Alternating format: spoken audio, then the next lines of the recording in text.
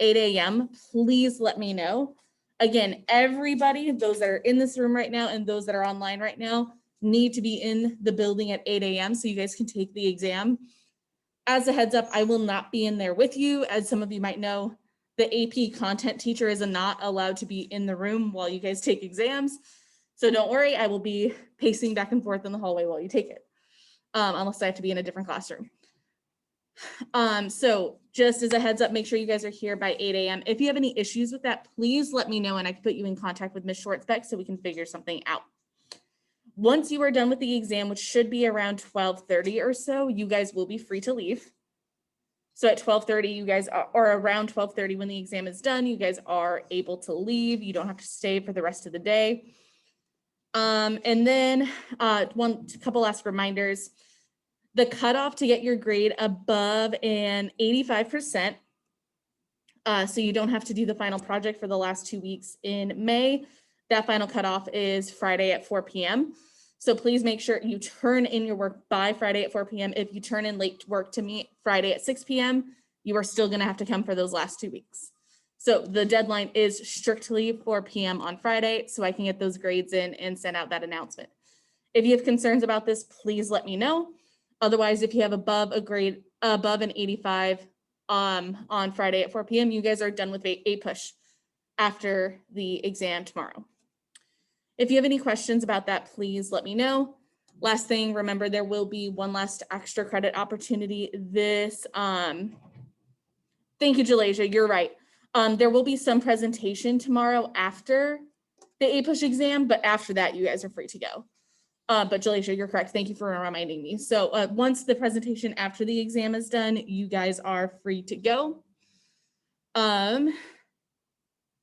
If you guys have a question about 85% or above, please chat and let me know and I can follow up with you or send me an email. And last extra credit opportunity is going to be tonight from 6:30 to 8. We'll just do like a binge watch of Crash Course. There we go. We'll do a binge watch of Crash Course. I'll answer any questions that you guys might have about that before the exam tomorrow. Giovanni, I'm not sure what the presentation is, so you might need to reach out to Ms. Catlett about that. Ashley, can you email Ms. Schwartzbeck? That is something that she would be able to answer. And Kayla, what is your question? Just about the test tomorrow. I thought when you had an 85 or higher, you would be exempt from taking the test. No, the test is for everybody. It's after the exam, the last final project for the last 2 weeks. That is not something that is exempt. I mean, that's the thing that's exempt. Everybody is taking the exam tomorrow. And again, if you have any concerns or issues about transportation, please let me know so I can put you in contact with Ms. Schwartzbeck.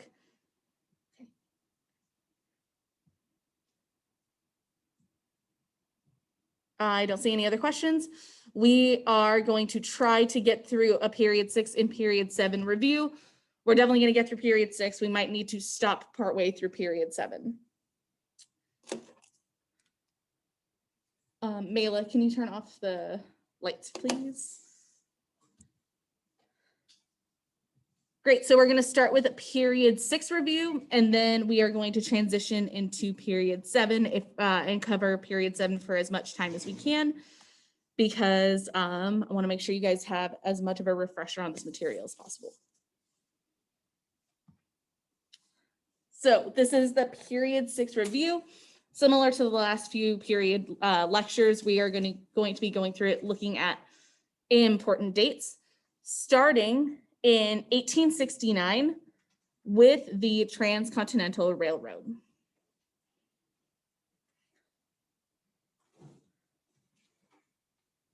So, as we know from period 4 and period 5, Americans had started moving west.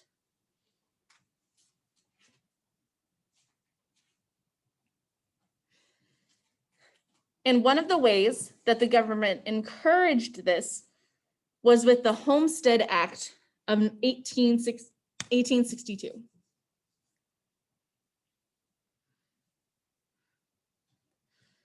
So again, the Homestead Act of 1862 was passed by the government to encourage westward expansion.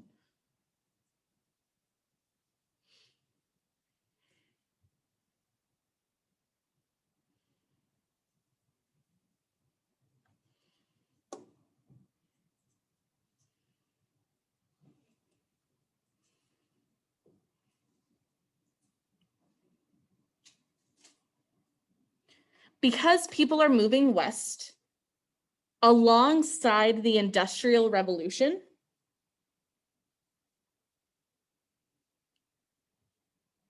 the Transcontinental Railroad was able to be finished in 1869.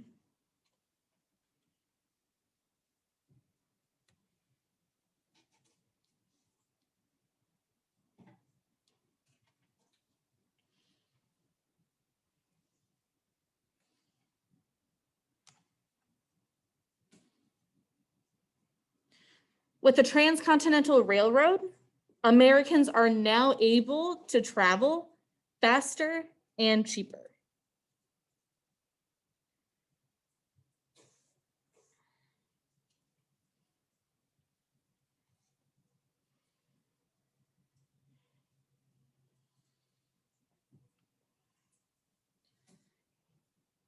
In terms of who is moving west, you have immigrants from China and Eastern Europe traveling west to work on the railroad.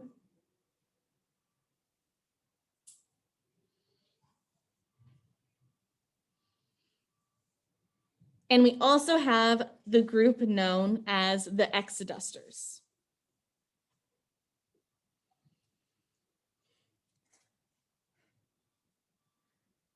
Now, the Exodusters are African Americans from the South who move west for agricultural opportunities and to escape the racism of the South.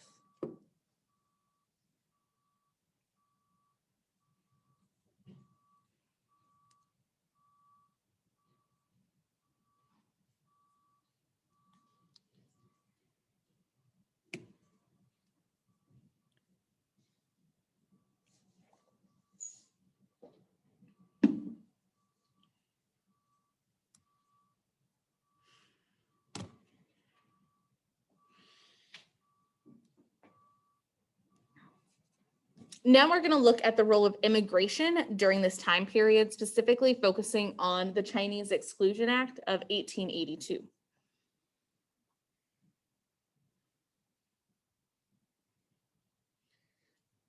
Because of the Industrial Revolution, there was a greater need for unskilled labor.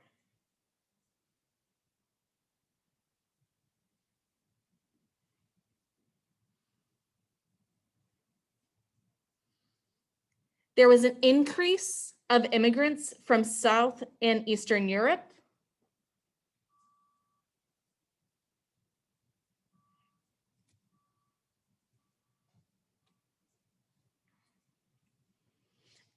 And also immigrants from China. The immigrants from South and Eastern Europe and China are known as new immigrants.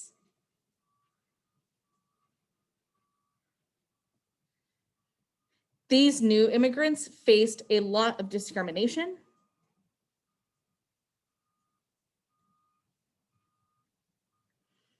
and were treated poorly by their bosses.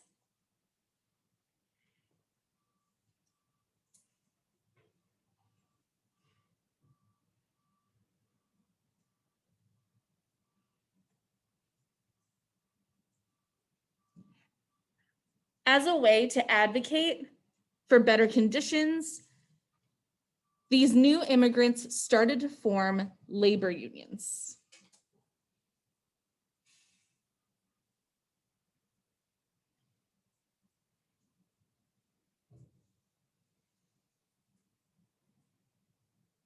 These labor unions worked collectively to demand better conditions and better pay.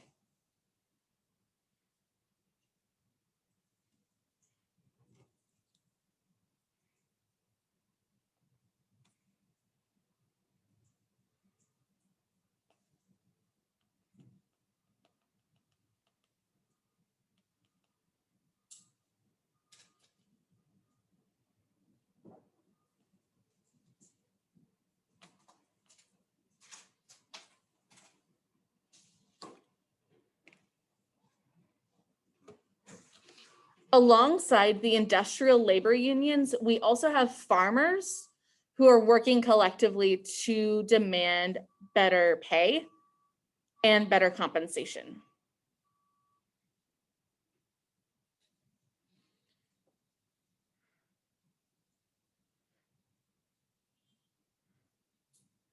The most popular farm labor union is the Grange.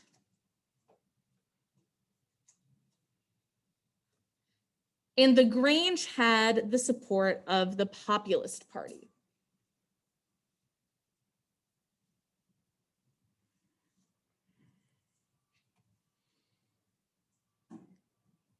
The Populist Party advocated for better compensation for these farmers.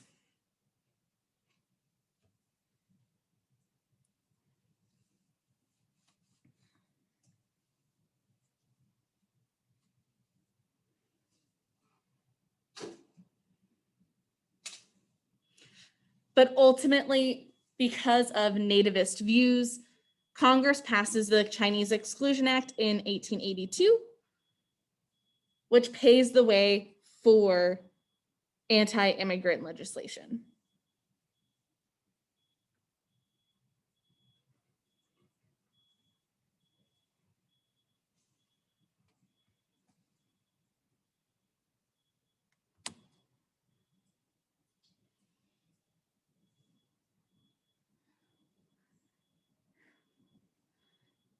Now we're going to shift our attention looking at how westward expansion affected Native Americans.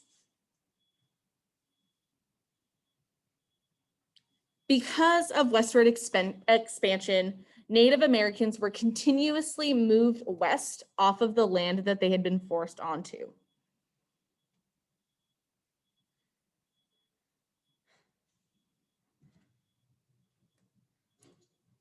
Native Americans and American soldiers were in a series of conflict known as the Indian Wars.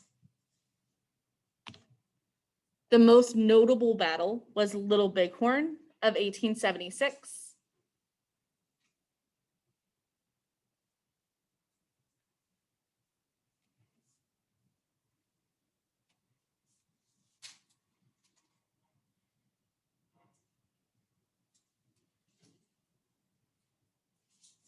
But after a series of conflicts that led to a lot of death and a lot of destruction against Native Americans, the United States switches to a policy known as assimilation.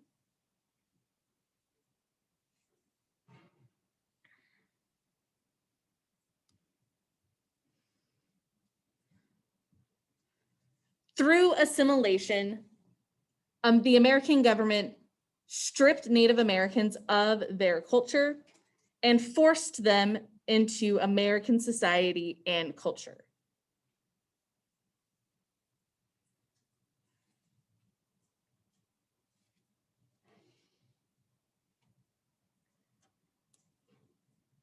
The policy of assimilation was formalized with the Dawes Act of 1887, which officially ends the reservation system for a period of time.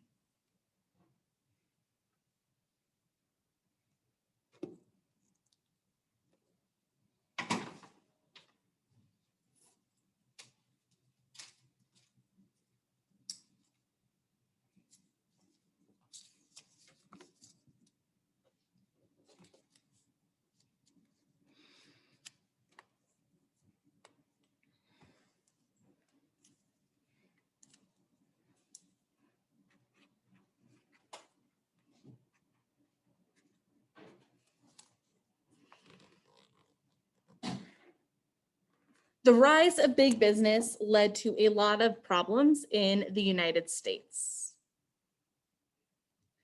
Some of these issues include a growing wealth gap, a large amount of poverty, and an increase of child labor.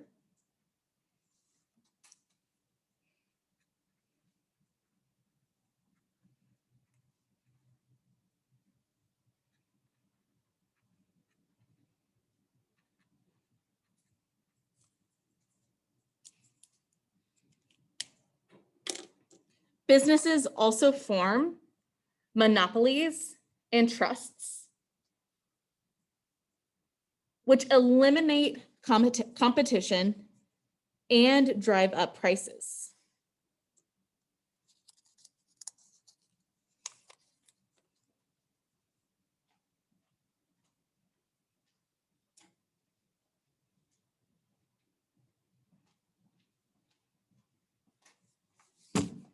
We also see an increase of individuals known as robber barons.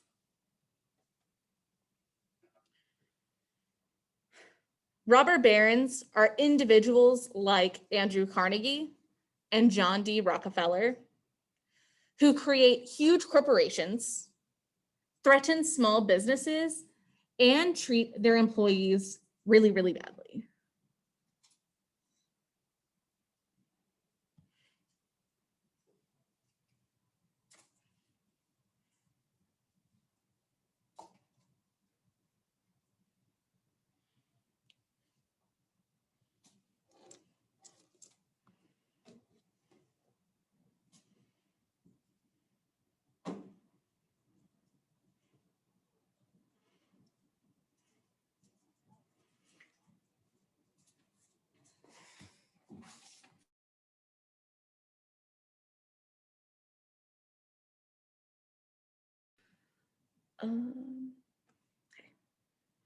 We have the increase of techniques like mass production, which increase economic output,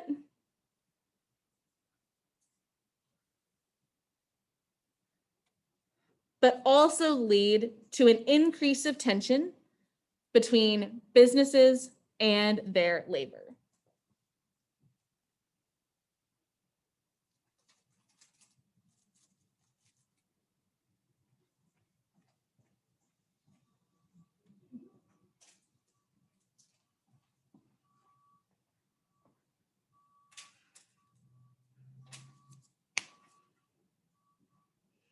The government had to start involving themselves in these disputes. And one way that they do this is with the Sherman Antitrust Act of 1890, which was designed to break up large companies who were creating unfair competition.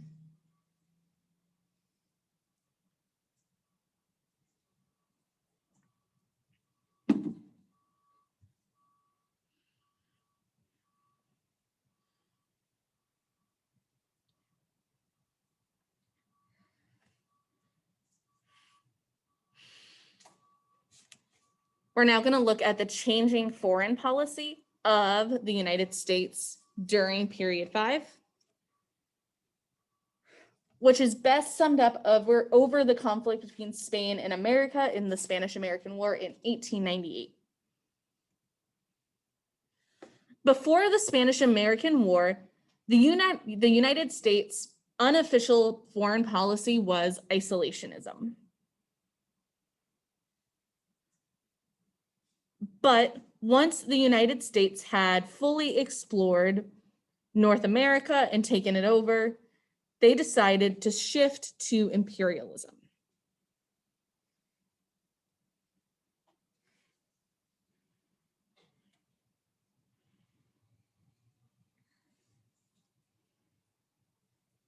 The United States shifted to imperialism to try to gain more power, more wealth, and more influence.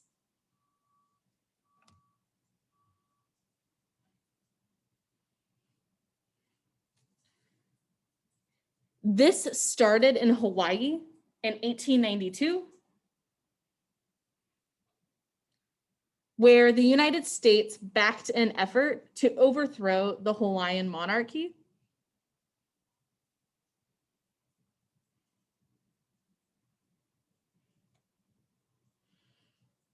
And in 1898, 1898, the United States officially makes Hawaii a territory.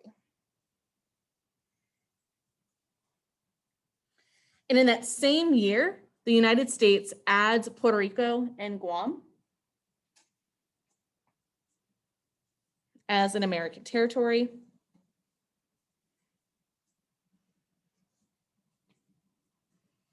And this led to a full war in 1898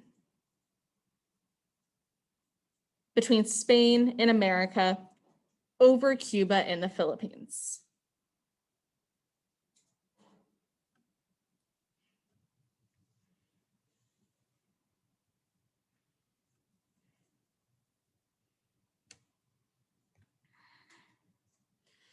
These American policies were heavily supported by, these imperialist policies were heavily supported by many Americans, including Republicans like William McKinley and Teddy Roosevelt.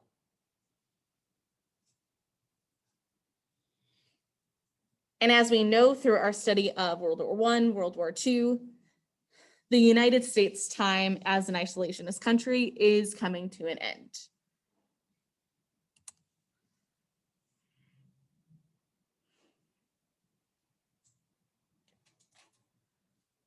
We're now going to transition into a bit of period 7. Again, I don't know if we'll be able to get through all of this in 13 minutes, but we're going to do our best. We'll also be reviewing period 7, 8, and 9 today during the binge watch thing that we're doing from 6:30 to 8.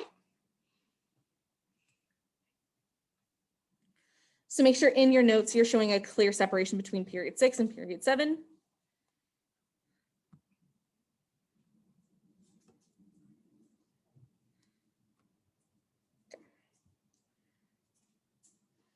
And we're going to start in 1906 with Upton Sinclair's The Jungle, looking at the progressive era.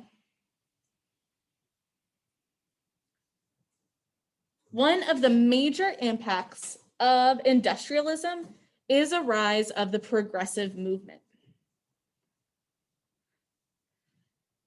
Progressives recognize the negative impacts of industrialization, like an increased wage gap, an increase of child labor, and overall poor working conditions for the working class.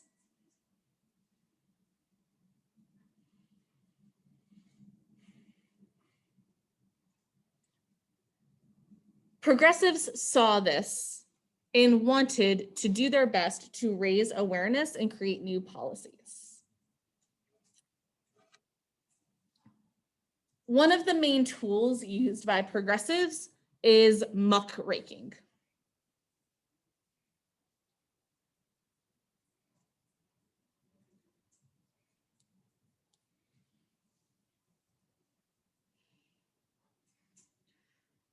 Muckraking is something that is used by progressives like Upton Sinclair or Ida B. Wells, who look at what is happening in the United States in these urban or southern communities where people are being mistreated and literally rake it up through journalism or through photography and make it notable to everybody. So they bring awareness to everyone who could otherwise ignore it.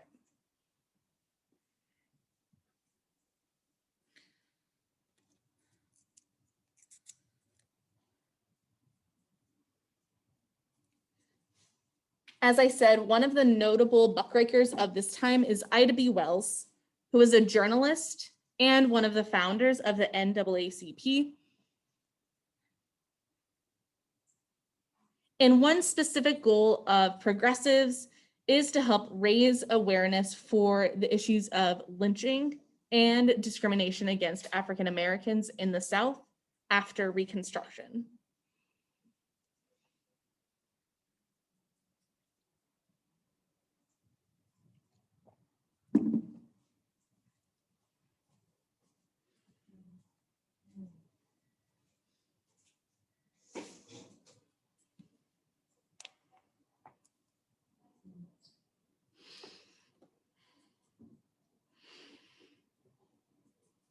As I mentioned in the slide on the Spanish-American War, the United States' time as an isolationist country is coming to an end.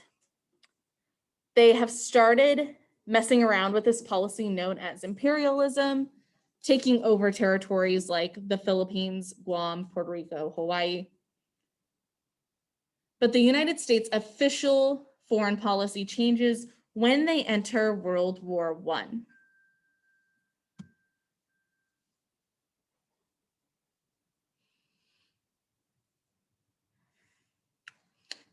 The United States enters the war for a variety of reasons.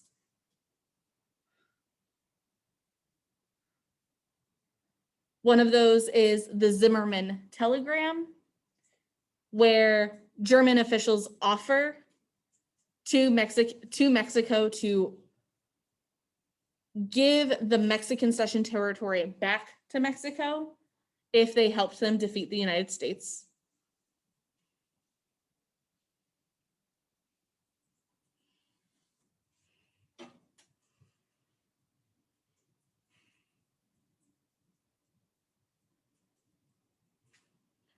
Another cause of the war was the sinking of the Lusitania,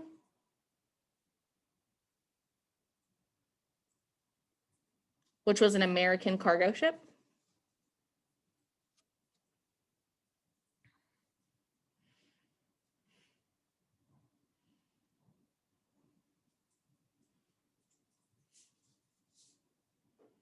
And when the United States enters World War I, they quickly help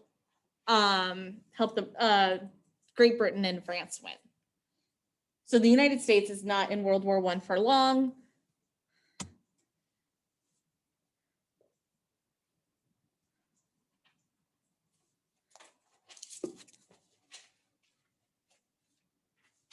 And leads us into the 1920s.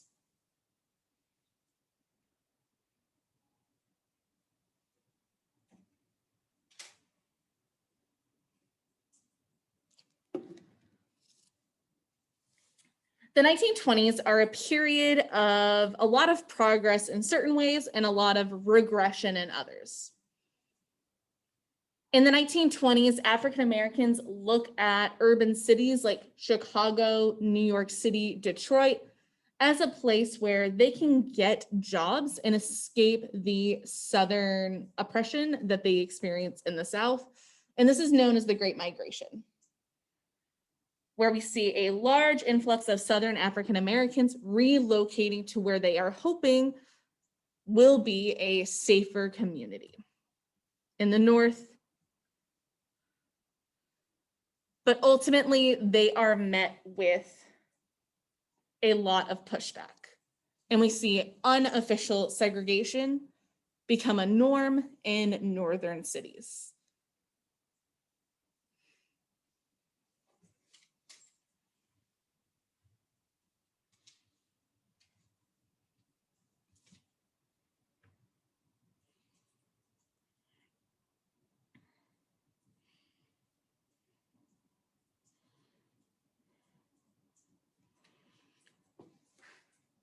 During the 1920s, we see an increase of female liberation, specifically through the flapper movement.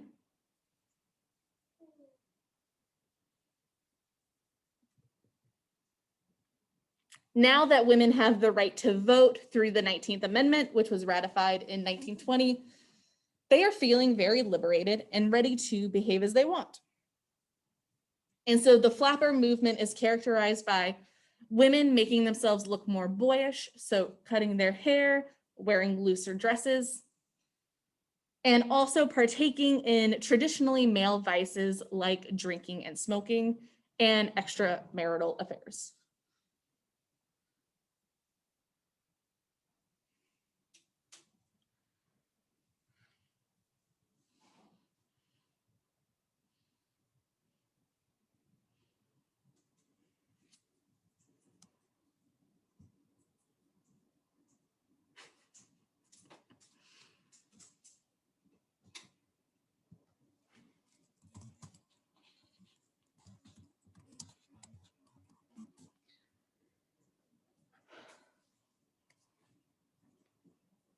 But during this time period, we are also seeing an increase of those nativist views that we saw getting started during the progressive movement.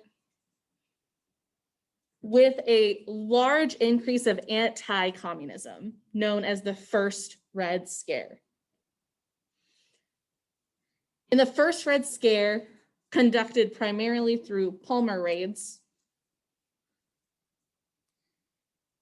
United States officials seek out anybody who was suspected of being a communist or a leftist. They didn't need proof.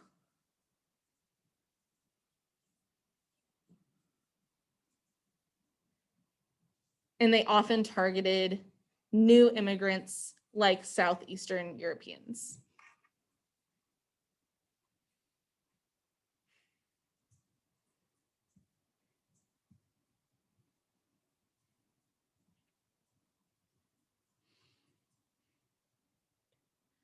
We're going to quickly review the Great Depression, and then we're going to be done for today. If you guys have any questions on this material, definitely pop onto Zoom tonight. Okay. The 1920s has a catastrophic end in 1929 with the stock market crash. During the 1920s, Republican presidents put an emphasis on deregulation of the economy and businesses.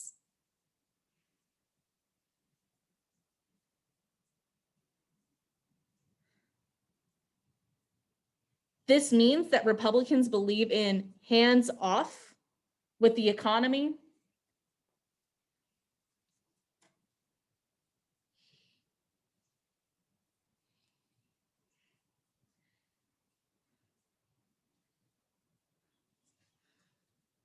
And in the 1920s, we also see the normalization of credit.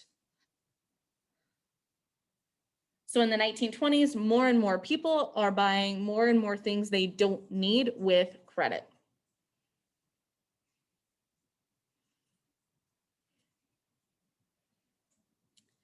This combined with the stock market crash led to the Great Depression, which is the most severe economic depression that the United States has ever experienced.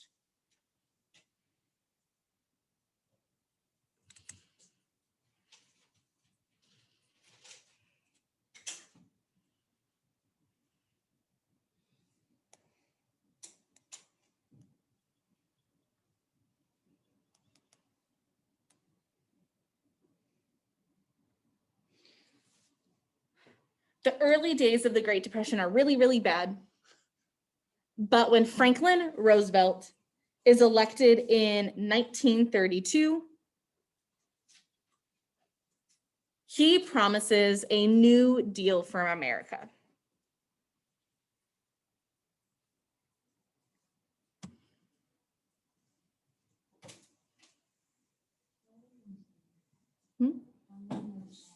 This is the last one.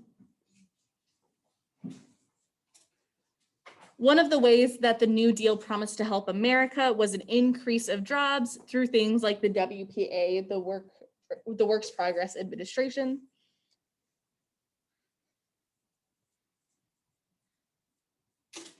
But FDR promises jobs and general relief to Americans who are currently suffering through the Great Depression. The most notable thing about the New Deal is this is a transition of individuals helping out other people during the Great Depression to the government taking on helping its own citizens during an economic depression. So this is an increase of the federal government's power.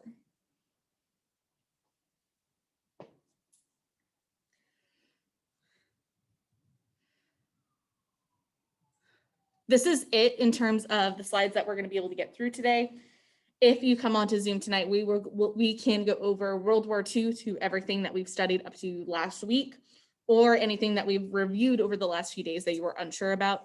So I will be on Zoom from 6:30 to 8, yes. So I'll be on Zoom from 6:30 to 8. Feel free to pop on and join there. If not, that's okay. Make sure you guys are here at 8 a.m. If you have any issues, please email me and Ms. Schwartzbeck. and you guys can go and head on to the exit ticket. If you have any questions about tomorrow, also feel free to stay on, ask me them, or you can check in with me on Zoom tonight.